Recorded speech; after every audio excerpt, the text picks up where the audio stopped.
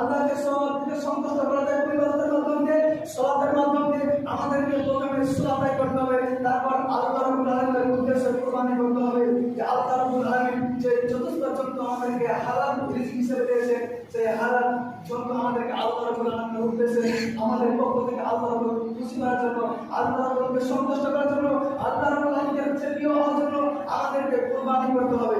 আমরা কুরবানি আমাদের নিজস্বের জন্য করি না, আমরা কুরবানি আমাদের নিজস্বের জন্য করি না যে আমরা 11টি মাস, যে আমাদের 11টি মাস আমরা গোশ খাই, কম কুরবানির গোশ খাবো, এই উদ্দেশ্য করি না। আমাদের উদ্দেশ্য একটাই যে আল্লাহ রাব্বুল আলামিনকে সন্তুষ্ট করার জন্য। আমরা যদি আল্লাহ রাব্বুল আলামিনকে সন্তুষ্ট করতে না পারি, তাহলে আমরা হতভাগা মুসলমান।